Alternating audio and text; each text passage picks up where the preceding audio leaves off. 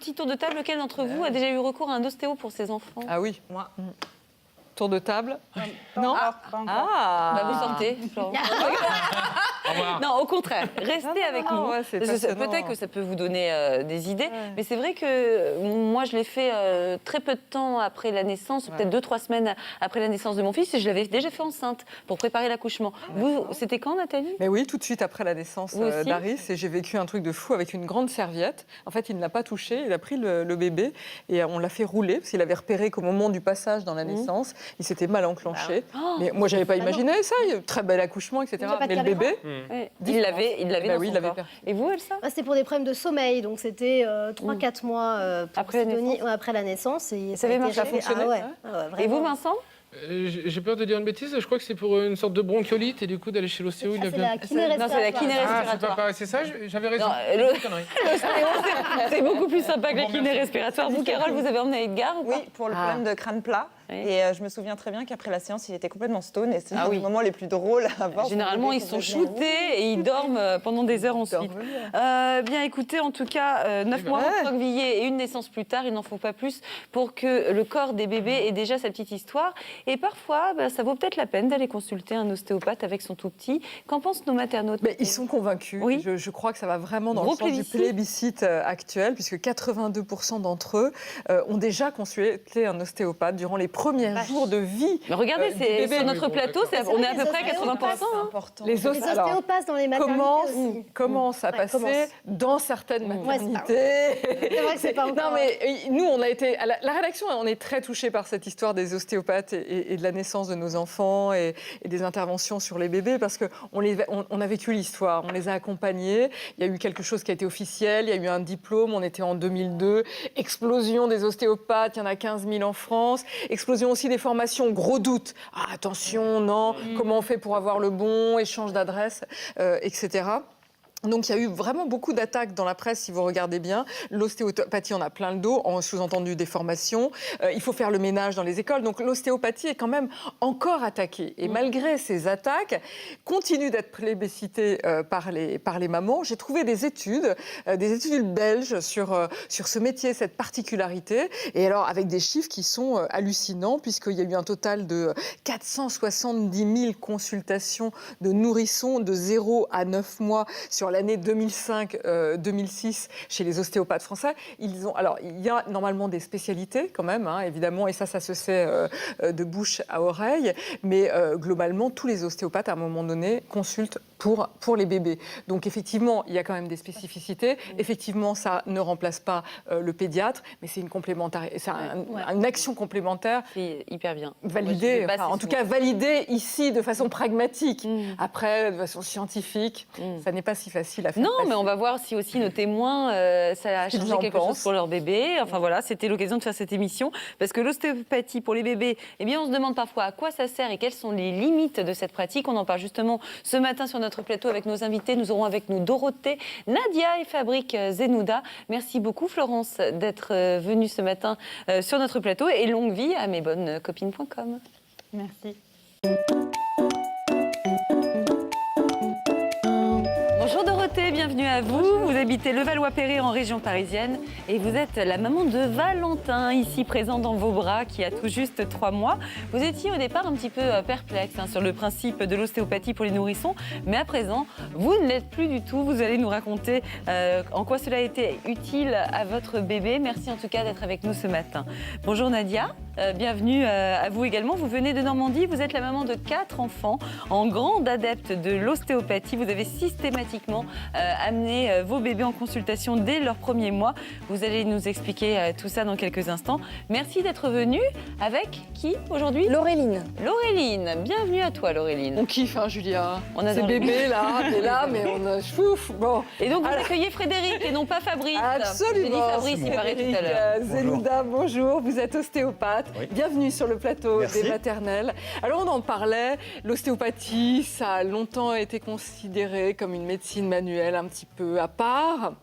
Et puis, ça a changé. Nous, on a vu l'engouement des parents pour l'ostéopathie pour leur bébé. C'est réel, c'est une perception comme ça. Qu'est-ce qui s'est passé de si important pour que enfin vous soyez avec nous? Tout simplement, ce n'est pas un phénomène de mode. C'est juste quelque chose qui est ancestral, une médecine manuelle qui est juste devenue un petit peu plus scientifique. C'est tout, donc avec des validations de diplômes, des validations par des décrets de la profession et des professionnels. Et des évaluations, j'imagine. Des sur les évaluations dignes de résultats. ce nom, avec des écoles dignes de ce nom aussi. D'accord. Alors, rappelez-nous, les principes de l'ostéopathie, qu'est-ce que c'est? C'est une médecine manuelle, ça s'appelle maintenant médecine manuelle, Ouais. qui a un petit peu plus de 100 ans, 1880 à peu près, qui a été édictée par un pasteur médecin qui a trouvé, je vous passe les détails, Ouais. qu'il y avait des liens entre la structure et la fonction. Alors il a établi 3 grandes lignes à peu près, les principes fondamentaux de l'ostéopathie, qui voudraient que le sang doit irriguer une zone, donc c'est ce qu'on appelle la règle de l'artère. Ouais. C'est-à-dire s'il n'y a pas de sang à un endroit, il n'y a pas de vie. C'est pas bon. C'est pas terrible. Donc c'est la règle de l'artère. La deuxième règle qui est assez importante, c'est que la fonction gouverne la structure. La structure gouverne la fonction. Ça veut dire quoi, ça, la structure? C'est-à-dire que si, comme dans tout plan architectural, si la structure de votre maison n'est pas bonne, la fonction ne sera pas bonne, donc ça ne va pas tenir. Si la structure n'est pas efficace, Structure osseuse. si c'est un petit peu branque-ballon, On eh est bien bien la de voir. fonction, et mettons qu'on s'appuie fortement sur une zone, la structure n'est pas bonne, eh bien la fonction sous-jacente ne va pas être bonne non plus. D'accord. Ouais. Et la C'est troisième? assez logique. Troisième? Et la troisième, qui est fondamentale, qui explique un petit peu pourquoi on travaille sur les bébés, Ouais. c'est qu'on a une capacité de s'auto-guérir. Ah bon? On donne Ouais. au corps la capacité de se soigner, de se guérir tout seul. Ce en quoi nous sommes des D'accord. soignants et pas des guérisseurs. On D'accord. donne un Et de élan. quoi?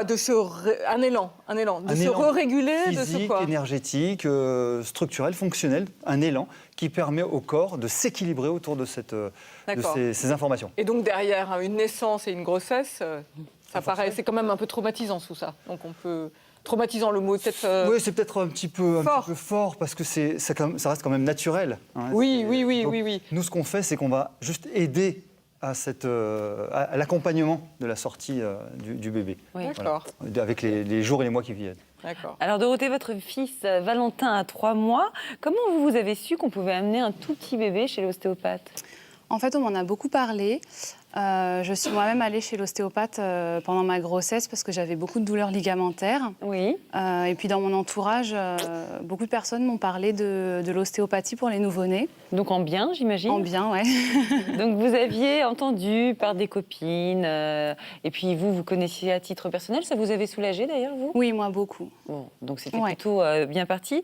Vous avez quand même été tout de suite convaincue par cette idée, ou alors vous aviez quelques réticences à emmener un tout petit bébé? J'avais quand même beaucoup de réticences parce que c'est vrai que nous, quand on va chez l'ostéopathe, ça nous fait craquer. Oui. Ça fait Pas toujours. Pas hein. forcément. Pas toujours, hein. pas toujours. Pas En toujours. tout cas, on a l'image de vraiment... Oui, c'est ça, c'est un petit peu l'image traditionnelle de on va faire craquer, on va tout faire casser, pas du tout. Oui, et Celui quand que on vous imagine connaissez. ça... Voilà. C'était celui que vous Mais, connaissiez qui voilà. était comme ça. Et quand on imagine ça sur son bébé Exactement. d'une semaine, c'est pas possible. Voilà. Mais de donc, toute manière, c'est pour ça. ce n'est pas le cas. Oui, bien On ne fait sûr. pas craquer un bébé, ça Mais c'est vrai que parfois, vous aviez cette image... J'avais peur en fait que ça lui fasse. Donc, Julia, excusez-moi, il y a une vraie différence entre ce que vous faites aux adultes et aux bébés. Bon, elle est aussi simple que d'essayer de soigner un rugbyman et un bébé. C'est Il y a- c'est aux antipodes, c'est deux D'accord. techniques différentes, même si on peut être Ok. extrêmement doux avec un rugbyman, mais à l'instant, on ne peut pas être Du tout. violent, brutal, douloureux, imposant sur un bébé. C'est pas possible. D'accord. C'est C'est des techniques pas très très possible. douces. Alors, la naissance de Valentin s'est bien passée, mais la fin de l'accouchement, je crois, a été un petit peu éprouvante, puisqu'il a fallu l'aider un petit peu à sortir. Valentin, à sa naissance, il se portait bien, mais à ces 2 semaines, vous avez décidé finalement de prendre rendez-vous chez un ostéopathe. Pour quelle raison 2 semaines après la naissance? Parce qu'en fait, pendant la naissance, pendant 3 heures, les sages-femmes, elles l'ont manipulé. Ils ne regardaient pas dans la bonne direction. Et du coup, pendant 3 heures, elles ont essayé de lui tourner la tête dans mon bassin. Wow. Et en fait, quand il est né, il avait le crâne très, très allongé. Mhm. Donc au début, j'étais pas partie pour lui faire de l'ostéopathie. Mais comme son crâne restait toujours très allongé, au bout de 15 jours, on a décidé d'aller consulter. D'accord, donc c'est vraiment ce crâne qui vous a fait consulter. Alors Nadia, c'est aussi lors de votre grossesse, il y a 9 ans, que vous avez connu l'ostéopathie. Dorothée, au départ, on l'a entendu, était quand même un petit peu perplexe. Et vous, à votre époque, c'est-à-dire il y a 9 ans, quel avis vous aviez sur l'ostéopathie? Moi, je suis À la base, j'étais tout de suite convaincue par l'ostéopathie, de par mon entourage, ma sœur, avec ses 4 enfants aussi. Donc, le dernier a 2 ans de plus que ma fille. Donc, elle consultait l'ostéopathe pour elle-même, pour ses enfants. Donc, Et elle a eu des enfants avant vous, hein, c'est Voilà. ça. Donc elle avait déjà fait le chemin. Voilà, c'est ça. Elle vous a Donc, dit, j'ai il faut suivi absolument y la aller. même ostéopathe. Donc vous n'aviez qui a- aucune réticence. Pour votre fille aînée, Romane, vous rêviez d'un accouchement très physiologique, mais vous avez finalement eu une péridurale, hein, et votre fille est née avec l'intervention des forceps. Comment elle allait, Romane, à la naissance? Elle allait bien. Le priori, état extérieur très bien. À la consultation ostéopathique, par contre, l'ostéopathe a décelé le passage de bassin dans mon bassin qui avait été difficile. Mais à l'œil nu, on voyait rien. Rien du tout. Donc c'était le passage dans le bassin qui avait été dur. Voilà, et la sortie avec les cuillères. Mais quand vous êtes allé consulter juste avant, il n'y avait pas eu de signe. Enfin, vous y êtes allé par. Voilà, on avait conseillé d'y aller dans le premier mois de vie du bébé. Mais pas parce que il y avait un problème de crâne allongé. Il n'y avait aucun problème visible. Non. C'était entre guillemets un petit check-up. Voilà, c'est ça. Une petite visite de contrôle. Frédéric Zenouda, peut-être avant qu'on aille sur le sujet, rapidement, quel est le meilleur moment quand on vient d'accoucher pour aller voir l'ostéo avec son bébé ou l'ostéo qui vient à la maternité? On en parlait de ça avec Elsa. Il n'y a pas de meilleur moment.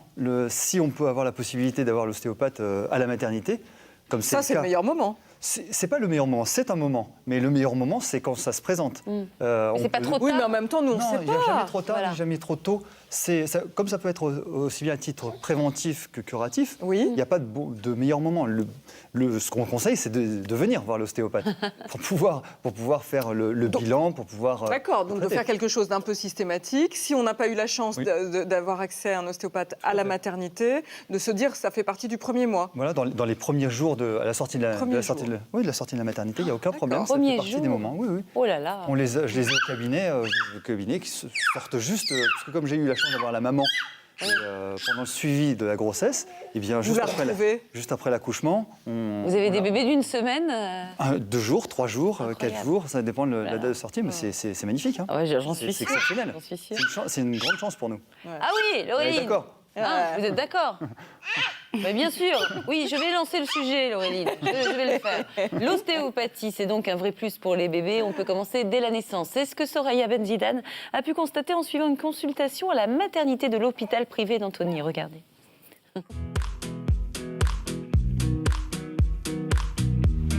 À la maternité d'Antony, les visites de l'ostéopathe Jean-Marie Briand ont lieu 2 fois par semaine dans les chambres des mères et de leurs nouveau-nés. Bonjour. Bonjour.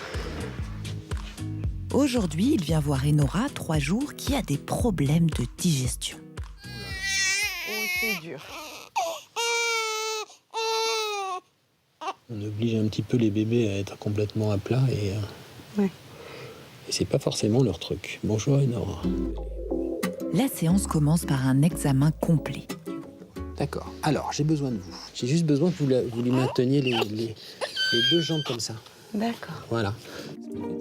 Jean-Marie Briand installe d'abord Enora en position fétale, la seule qu'elle connaisse pour le moment. Elle est ainsi détendue, ce qui va l'aider à accepter d'autres positions. Ce qui se passe probablement, c'est qu'au niveau du bassin, le fait qu'elle se tienne complètement comme ça, enroulée au niveau du bassin, mettre l'intestin en difficulté pour bien évacuer tout son contenu. Le but là, c'est de voir si en relâchant tout ce qu'il y a autour de l'abdomen, autour de l'intestin, on ne faciliterait pas la progression de tout le contenu d'un bout à l'autre de l'intestin. La manipulation se poursuit tout en douceur sur le cou et le bassin pour rééquilibrer l'ensemble du métabolisme. En fait, en dessous, ça lui fait des points de pression, c'est ça? Oh, même pas. J'emmène juste son bassin dans une certaine position et puis je vois si elle l'accepte. Si elle ne l'accepte pas, je reviens, j'arrête, parce que j'aime pas embêter les bébés. Si elle est à la limite de l'accepter, j'aide un tout petit peu. Et quand elle arrête de téter, c'est que je suis exactement avec au bon niveau de pression, de sollicitation. On n'est pas au bout, hein. C'est pas encore relâché, mais déjà c'est toute la musculature de son bassin n'est pas resserrée Voilà, elle commence à avoir les mains détendues. Si Enora semble se détendre très vite, c'est parce que chez les nouveau-nés, les os sont 30 fois moins chargés en calcium que chez les adultes. Ils sont donc beaucoup plus malléables. En fait, je vais à l'inverse de sa tendance à s'enrouler. C'est-à-dire, je lui propose d'explorer, finalement, le mouvement inverse. Et je vois s'il y a une zone qui la gêne pour explorer ce mouvement inverse. Mais ça a l'air de lui plaire, en tout cas. Ben, ça lui plaît parce que ça relâche tout ce qu'elle a besoin de relâcher. Au niveau de tout ce qui est en avant de sa colonne vertébrale ou de son bassin. Voilà, là, elle veut plus. Après 30 minutes de manipulation, le résultat est significatif. On va voir justement si elle les pose, si elle a besoin ou pas. Là, vous voyez, elle pose tout de suite les pieds. Ouais, ça va. Enora est parvenue à détendre tout le bas de son corps, ce qui devrait désormais faciliter sa digestion. Logiquement, la digestion doit être beaucoup plus facile, de façon presque immédiate, je dirais. Allez, peut-être 1 ou 2 cycles digestifs, le temps que l'intestin se mette à travailler facilement, mais logiquement, ça doit l'aider très rapidement, si ça a bien marché. Ça a l'air déjà d'aller beaucoup mieux. Elle a l'air fatiguée, là. Allez, bonne journée. Merci, vous aussi. Au revoir. Au revoir. Frédéric, c'est vraiment, évidemment, vous, votre quotidien, mais nous, ça reste tous... C'est magique. Magique, aussi, vraiment. presque magique, en tout cas très impressionnant. C'est Parce notre que ça n'est quotidien, mais c'est magique pour nous aussi. Hein. Ouais. C'est quoi la particularité d'une consultation avec un bébé? Qu'est-ce que vous faites? On cherche. Qu'est-ce que vous interroge. touchez? Vous interrogez quoi? On interroge le corps, on interroge les tissus, on interroge tout ce qu'il y a sous notre main et on ausculte des pieds à la tête, de la tête aux pieds, et à la recherche de freins, de limitations, de quelque chose qui attire la main et on libère ces tensions. D'accord. C'est aussi simple que ça, mais c'est aussi compliqué que ça. Qu'est-ce que vous guettez chez le bébé pour entrer en communication avec lui? Là, on a vu, il s'endort, hein, donc il est rassuré apparemment. Comment vous savez que vous êtes arrivé là où vous vouliez dans le changement? Il y a plusieurs indicateurs sous la main et dans le comportement du bébé. Sous la main, c'est c'est un relâchement. C'est une espèce d'aisance dans laquelle va se trouver le tissu qu'on a sous la main. Ouais. C'est comme si on essayait de pousser quelque chose dans un sens qui ne veut pas y aller. On ne va pas le forcer. On va essayer de trouver l'axe qui nous permet de rentrer le petit Lego dans la bonne case. C'est très très doux, très très soft. À aucun moment on doit forcer. C'est une hérésie de forcer. Et après, il y a le comportement du bébé. Le comportement, c'est l'apaisement, c'est la respiration, c'est la succion, c'est les tensions. Si le bébé arrive à se relâcher, il y a plein d'indicateurs. Ça les fatigue? Pourquoi ces bébés dorment toujours après? Non, ça ne les fatigue pas. Ça les fatigue pas? Non, mais c'est comme si vous aviez, pendant une semaine, attendu une nouvelle. Ouais. Vous étiez comme ça tout le temps, et vous recevez la bonne nouvelle. Et là, je me détends, je peux relâcher, je peux me... Ça y est, je suis en confiance, maintenant je sais que la bonne nouvelle est arrivée, je peux me relâcher, je peux me détendre. Oui, c'est pas une fatigue, c'est un relâchement. C'est un relâchement, c'est pas de la fatigue. D'accord. Et comme un bébé a besoin de dormir entre...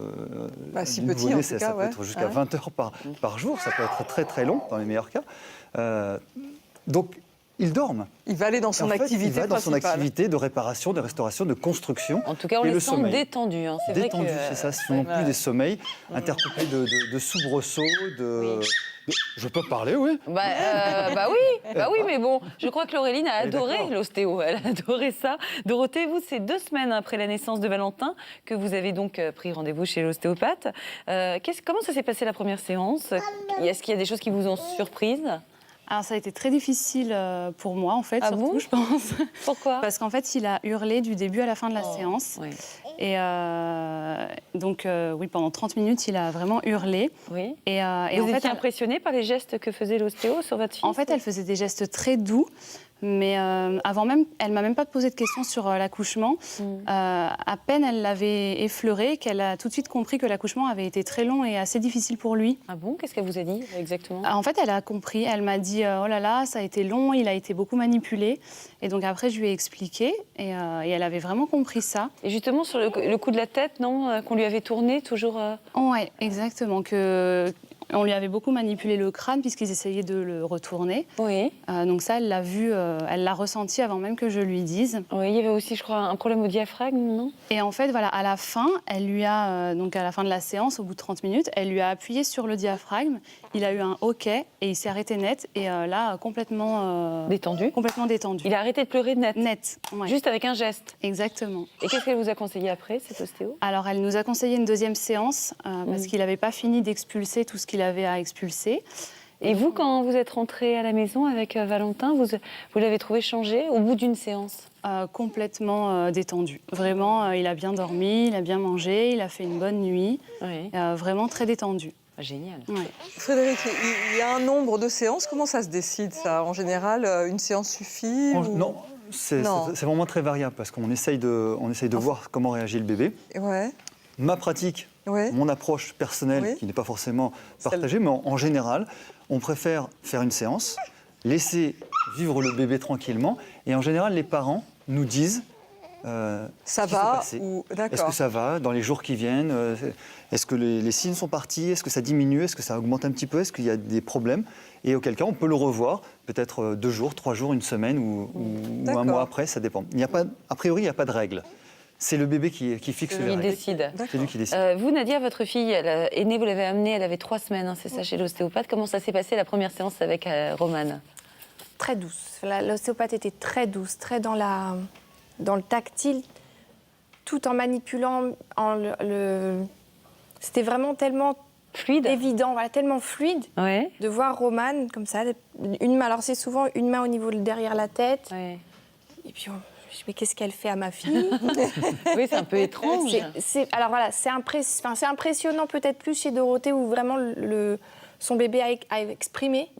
La vôtre, elle a été calme pendant la séance? Elle a été calme. Elle est restée calme. Alors, par moments, un petit peu à se tortiller. Quelques gênes, mais en tout cas, pas de pleurs. Bon, ça, c'est plutôt agréable. Voilà, donc, elle avait aussi un problème au niveau du cou, un torticolis. Donc, l'ostéopathe m'a expliqué. Donc, pendant 9 mois, elle reste comme ça. Et même dans l'utérus, elle avait une position où elle avait tendance à tourner la tête. Et du coup, elle a gardé... comme pour, je sais pas, se sécuriser peut-être, cette position de tête un petit peu. Position de confort. Voilà. Qu'elle avait eu dans le ventre pendant 9 mois. Et que du coup, progressivement, alors à 6 mois, je l'ai ramenée, parce qu'elle avait tendance à toujours retourner cette... Et ça lui créait des torticolis, c'est ça? Voilà, c'est ça. Et ça l'a soulagée dès la première séance ou pas? Alors, dès la première séance, le soir, elle a fait 12 heures de nuit. Elle a continué jusqu'à... Elle a 8 ans et demi, elle continue encore. Elle a... Non, ça a vraiment été très bénéfique. Et avec vos 3 autres bébés, vous y êtes allés aussi très tôt dans le premier mois? Dans le premier mois, pour les 3 autres. Samuel, mon 3e enfant, il est allé à 10 jours parce qu'il a eu la clavicule cassée à l'accouchement, avec le cordon en bretelle, certainement. Donc, a priori, indolore pour lui. Donc, je suis allée la voir à 10 jours de vie. Elle m'a dit que ça se remettait tout seul à cet âge-là, qu'il n'y avait pas de souci. Élise aussi a eu donc ma 2e fille a eu sa consultation à 1 mois aussi à peu près. Je suis retournée la voir parce qu'elle avait des problèmes de constipation, Élise. Donc pareil, à partir du moment suite à la séance, tout est revenu régulé aussi. Donc en fait, ça a marché pour chacun de vos enfants. Laureline aussi a eu droit à 2 petites séances déjà. Alors Frédéric, qu'est-ce que vous pouvez soulager dans les consultations? Alors on l'a dit, la posture, après la naissance, etc., amener sur de relâchement. Nous, on a vu avec Julia des mamans ici, les unes pour des problèmes digestifs, les autres parce que le sommeil n'était pas évident. Sur quoi vous pouvez agir? À peu près tous ces signes, c'est-à-dire qu'on va voir aussi bien des malpositions des pieds, par exemple, des hanches, le système digestif dans son ensemble, c'est-à-dire les fameuses coliques du nourrisson. D'accord. Pourquoi le digestif? Vous dites c'est une évidence? Parce qu'on a tendance à dire... Parce que vous laissez de la place, vous faites quoi? C'est-à-dire par rapport au système digestif. Oui, c'est-à-dire qu'on essaie de redonner une mobilité, une fluidité à ce système digestif pour que l'assimilation soit la meilleure possible, qu'il n'y ait plus de ballonnement, qu'il n'y ait plus ces fermentations ou ces putréfactions qui font que ça indispose le bébé. Et sur le sommeil, Nathalie, parce que je crois qu'il y a beaucoup de mamans qui nous regardent et qui se disent, est-ce que le fait que, par exemple, les enfants qui ont des soucis de sommeil, est-ce que le fait d'aller chez l'ostéo, ça peut changer quelque chose? Ça peut véritablement aider. Plus on les prend tôt, mieux c'est, effectivement. Mais ça ça aide parce qu'on arrive à relâcher finalement ces tensions qui permettent au bébé de s'apaiser après. Les histoires de tête plate, Oui, alors franchement, s'il y a un conseil, vite. Vite, c'est-à-dire le premier mois. Oui, vraiment Jour, le plus tôt possible. Ouais. Le plus tôt possible parce que, vous l'aviez dit dans le sujet, les os ne sont pas ossifiés, donc c'est encore du cartilage très très mou. Et on ne fait pas marteau et burin, hein, c'est très doux. On ne modèle pas, on donne des bons appuis à la tête du bébé pour qu'il puisse tourner la tête confortablement. D'un sens et de l'autre. Voilà. D'accord. Mais c'est vrai que si on les voit très tardivement, c'est plus embêtant, c'est plus difficile à mettre en place. Alors justement, quelles sont les limites de l'ostéopathie? Parce que là, comme ça, qu'est-ce que vous ne savez pas? Oui, là, c'est la magie. Où est-ce que ça pêche? Non, ça ne pêche nulle part. C'est juste que... Vous ne pouvez pas agir sur tout. Non, on n'agit pas sur tout. Et ça ne marche pas sur tout le monde. C'est ce en quoi... parce qu'on a eu des mamans qui sont venues témoigner, qui nous ont dit, mais alors l'ostéopathie, mais génial pour mon gamin qui avait des problèmes, par exemple, de sommeil. Et d'autres qui ont dit, non, moi, ça n'a rien fait. Parce que c'est un problème d'indication, c'est un problème de diagnostic. Encore une fois, on parlait de médecine parallèle tout à l'heure. Ça n'est plus une médecine parallèle, c'est une médecine complémentaire et alternative. Ce en quoi elle est complémentaire, parce qu'on ajoute quelque chose à un soin, et alternative, parce que c'est une alternative à la médecine conventionnelle. Et donc les limites que l'on a, c'est la pédiatrie médicale. C'est-à-dire que si c'est du ressort du pédiatre, de la médecine, on n'y touche pas et on ne joue pas aux apprentis sorciers. On dit, il n'y a pas de problème, je vais tout faire. Mais les pédiatres envoient chez les ostéos aussi. Voilà, ça, c'est une très bonne chose. On travaille en bonne intelligence. Moi, c'est grâce à mon pédiatre que j'ai rencontré l'ostéo, comme quoi... Maintenant, ça se fait, oui. Les passerelles se font. Il y a même des médecins ostéopathes. Oui, il y a des médecins ostéopathes. On travaille beaucoup avec les sages-femmes, les puéricultrices, les pédiatres. Et heureusement, c'est des médecines complémentaires. Donc, on ne vient pas supplanter le pédiatre. Loin s'en faut. Vous parliez des écoles, de la nécessité de faire attention à ce qui a pu sortir, etc. Comment on fait pour trouver le bon ostéopathe? Franchement, le bouche à oreille. Ça reste ça. Mais le problème du bouche à oreille, c'est qu'on a tous le meilleur ostéopathe. Mais tant mieux. Ça veut dire qu'il a eu des bons résultats. Et c'est parfait. C'est parfait. Et tant mieux, gardez-le et pérenniser la relation, c'est ce qu'il y a de mieux. Donc le bouche à oreille. Dorothée Valentin, je crois qu'il a eu droit à sa deuxième séance une semaine après la première séance, mais cette fois, vous n'êtes pas allée toute seule à cette séance. Vous avez dit au papa de vous accompagner. Est-ce que lui, il a été aussi étonné que vous lorsque vous y étiez allée la première fois? Oui, en fait, je l'avais prévenu. Mais je pense qu'il ne mesurait pas à quel point il pouvait pleurer. Merci. Et en fait, il a été assez perturbé par cette séance parce que Valentin, il a crié. Il a repleuré Il a repleuré, voilà, exactement. Et exactement pareil. À la fin, le diaphragme, le hoquet et l'apaisement net. Et à l'issue de ces deux séances, est-ce que vous diriez que les problèmes de Valentin, de son crâne, se sont totalement arrangés ou pas? Alors nous, on a vraiment vu la différence. Une semaine après le dernier rendez-vous, il n'avait plus du tout le crâne allongé. Il avait retrouvé un joli crâne rond. Et il était il est toujours très serein. Mais il est très cool, Valentin. Bon, il vient de perdre sa tétine, donc... oui, mais c'est pas grave, il a son pouce. Là, ça va. Et là, il a un petit roupillon, je crois, Valentin. Nadia, vos enfants ont 8 ans et demi, c'est ça, 6 ans et demi, 4 ans et demi et 9 mois. Vous continuez à les emmener régulièrement chez l'ostéo? Oui. C'est quoi la fréquence Alors, la fréquence, par exemple, pour la grande, qui a 8 ans et demi, maintenant, c'est 1 fois par an. En faisant attention, elle fait de la flûte traversière, donc elle a une posture particulière, donc remettre régulièrement. Les deux du milieu, 1 fois par an aussi. Samuel, un petit peu plus parce qu'il a un strabisme, il a les genoux un petit peu qui rentrent et les pieds qui rentrent. Donc on remet tout ça progressivement. Et l'Auréline, comme elle est un peu plus petite, donc il y a la croissance, il y a tout ce qui est apprentissage, tous les 6 mois. Tous les 6 mois, d'accord. Sauf si, entre-temps, une chute, Bien sûr, voilà. Mais en fait, vous y allez, même s'il n'y a pas de problème. Oui. Pour faire un petit check-up. Alors, Frédéric, deux questions. D'abord, je pense aux mamans qui nous regardent, aux parents qui nous regardent, qui ont un enfant, ils n'ont pas eu d'ostéopathe à la naissance. Plusieurs années après, est-ce que vous pouvez repérer quelque chose qui a eu lieu pendant la naissance et qui n'a pas été régulé? J'irai un petit peu en amont de cette question, c'est est-ce qu'il y a un problème ou pas? S'il y a un problème, on peut essayer de remonter. C'est pas de la magie. C'est juste essayer de comprendre dans les tissus, dans la structure de l'enfant, qu'est-ce qui a fait qu'il est dans tel axe ou dans telle posture. Ok. On essaye de comprendre. Ouais. Après, remonter, oui, on peut essayer D'accord, on peut. pas de vin en la matière, mais non, mais vous on arrive. pouvez intervenir, en On tout peut cas, sur intervenir. quelque chose qui est installé depuis Mais- un peu trop longtemps. Voilà, mais il y a quand même une règle absolue, c'est est-ce qu'il y a un problème ? D'accord. Est-ce qu'il y a un problème ? On peut toujours perfectionner, et en aucun cas on veut rendre un enfant Ouais. symétrique. C'est pas la symétrie qui nous intéresse, c'est la bonne fonction. Ouais. C'est pas parce qu'on est asymétrique qu'on n'est pas fonctionnel. Ouais, D'abord, on absolument. est tous asymétriques. Et chacun est différent en plus. Et heureusement.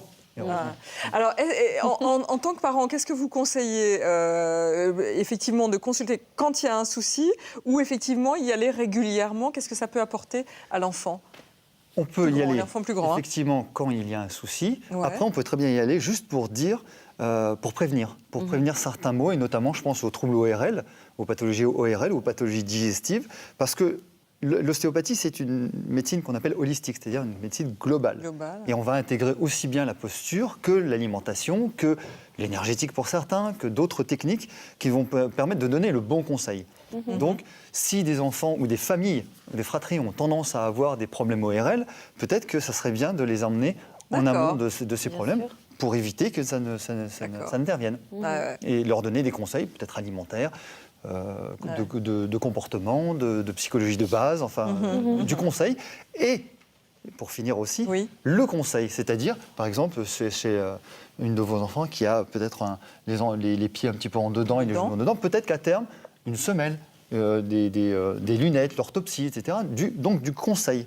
Ça fait partie de notre métier parce qu'on a cette vision globale de l'individu et que nos limites, c'est les prérogatives des autres thérapeutes. D'accord, ok. Bah, écoutez, merci, ça reste un sujet passionnant. Et du côté des livres, vous retrouvez l'engouement dont on parlait tout à l'heure chez nos maternautes, avec pas mal de livres sur le sujet. Alors, vivre sa maternité avec l'ostéopathie, sa maternité et l'après-maternité, puisqu'il y a vraiment des conseils là-dessus, pour une grossesse heureuse, un enfant serein. Et alors, je lisais des histoires de pression qui sont légèrement... l'ostéopathie crânienne. Et donc là, je lisais quelque chose qui disait les forces utilisées sont de l'ordre de 50 grammes chez l'adulte et l'enfant est 20 grammes chez le nourrisson. L'utilisation de forceps, Julia, ou de ventouses met en jeu des forces de 7 kilos, soit 350 fois supérieures. Oh là là. On n'est pas dangereux, hein. Non, mais pour les gens qui Ça s'inquiètent... sauve la vie aussi, il ne faut pas oublier. Bien sûr. Voilà. Enfin bon, très bon livre, c'est sorti chez Médicis. Sauf qu'après un forceps, on peut peut-être vous emmener le bébé, quoi. C'est préférable. Voilà, ça, c'est ce que j'ai compris. Je citais cet exemple. Et Raymond Solano, ostéopathie pour les bébés et les enfants, un grand classique, bien sûr, qui est sorti chez Sully. Pourquoi, quand et comment, et les signes d'appel en 60 questions. Merci beaucoup, Nathalie. Merci également à vous, Dorothée et Nadia, pour vos témoignages ce matin. Merci à Stéphanie Bergeron d'avoir préparé ce dossier. Et merci également à vous, Frédéric Zenouda. Vous restez avec nous pour la suite de cette émission.